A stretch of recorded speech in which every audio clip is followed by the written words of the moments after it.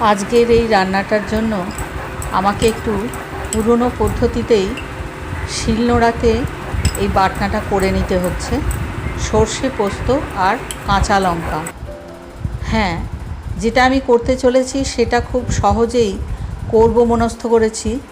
তাই এই বাটনাটার মধ্যে নুন, হলুদ এই দুটো জিনিসই আমি একটু আগেই মিশিয়ে নিলাম।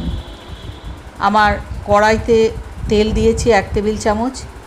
এরপরে এই মিশ্রণটা পুরোটাই বাটনাটা আমি কড়ার তেলে দিয়ে একটু কষিয়ে নেব। একটা কথা বলে রাখছি, এইখানে তেলটা গরম হলে আপনারা একটু কালো জিরে ফোড়ন দিয়ে দেবেন। আমি দিতে ভুলে গেছি বলে পরবর্তীতে আমি একটু দিয়ে নিয়েছি কালো জিরে। তো তেলের মধ্যেই ফোড়ন হিসেবে কালো জিরেটা আপনারা দিয়ে নিতে পারেন। আর খুব গরম হয়ে গেলে তেলটা ওপর থেকে ছড়িয়ে দিলেও ভালোভাবে এটা গন্ধ উঠে যায়, তাই কোনো অসুবিধে আমার ক্ষেত্রে হবে না।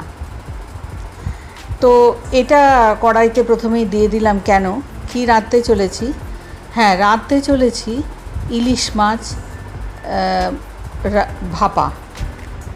তো ভাপাটা করব কিভাবে? ঠিক যেভাবে যে পদ্ধতিতে সাধারণত ভাপা রান্না করা হয়, আমি আজকে সেই পদ্ধতিতে ভাপা রান্না করছি না। কারণ আমি এটা সহজে রান্না করব বলে কড়ার মধ্যেই বাটনাটাকে আগে একটু কষিয়ে নিয়ে তার মধ্যে কাঁচা মাছগুলো, ইলিশ মাছগুলো নুন হলুদ মাখানো অবশ্যই, সেগুলোকে আমি দিয়ে নেব। এবং এটাকে আমি এই কড়ার মধ্যেই ঢাকা দিয়ে রান্না করব, যাতে আমাকে আলাদা করে কৌটোতে জলের মধ্যে এটাকে ভাপাতে না বসাতে হয়। তো সেই জিনিসটা করতে গেলে একটু তো অসুবিধে হয়, কারণ আলাদাভাবে একটা জোগাড় দিতে হয়। আমি সেই জোগাড়টা আসলে দিতে চাচ্ছি না, তাই এটা সহজভাবে করার জন্য আমি এইভাবে কড়ার মধ্যে এটা দিয়ে দিয়েছি। এই যে আমি মাছগুলোকে একটুখানি ওই বাটনার মধ্যেই সর্ষে পোস্ত কাঁচা লঙ্কায় বেশ একটু গা মাখা করে নিলাম। তাতে যতটুকুনি হলো, টাটকা ইলিশ মাছ হলে কিন্তু এইভাবে রান্না করলে ইলিশ মাছটা সত্যিই ভারী চমৎকার খেতে হয়।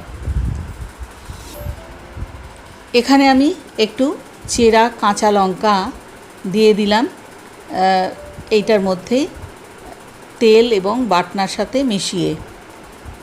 এইবার আমি এটাকে ভাপে দেব, কিন্তু ভাপে দেওয়ার আগে সামান্য একটু জল এটাতে মেলাতে পারেন আপনারা, মেলালে ভালোই হবে।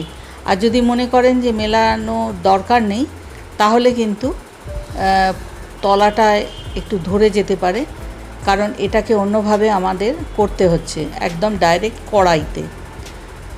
তো সেই জন্য একটুখানি সামান্য একটু জল এটার মধ্যে আমি দিয়ে দিলাম, যাতে তলাতে এটা আটকে না যায়। এবং এইবার আমি এটাকে ওপর থেকে একটা ঢাকা দিয়ে দেব, দিয়ে এটাকে ভাপে নরম হতে সময় দেব। তো টাটকা ইলিশ মাছ খুব একটা বেশি দেরি হয় না রান্না হয়ে যেতে।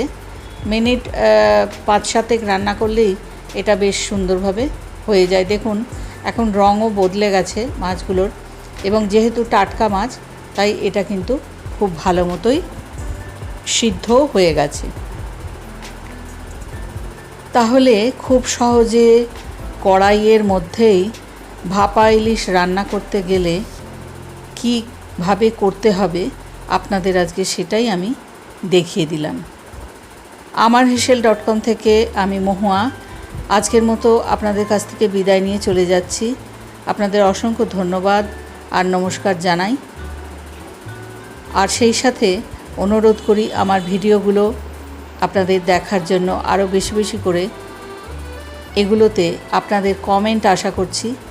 আর সেই সাথে আপনারা ভিডিও পাওয়ার জন্য বেল আইকনটা প্রেস করে রাখুন, যাতে আপনারা নোটিফিকেশনটা সঙ্গে সঙ্গে পেয়ে যান। কি অসম্ভব একটা সুন্দর রান্না তৈরি হলো। এবং খুব কম সময়ে খুব সুন্দরভাবে রান্নাটা তৈরি হয়ে গেল। এই ভাপটা দেওয়ার জন্য যদি কৌটোর ভিতরে আপনারা করেন তাহলে কিন্তু কিছুটা হলেও সময় লাগে। আমি ডাইরেক্ট কড়াইতে করলাম বলে এটা আমার অনেক তাড়াতাড়ি হয়ে গেল। এই সময়টাও কিন্তু বাঁচিয়ে নিতে পারেন আপনারা ঠিক এইভাবে যদি করেন।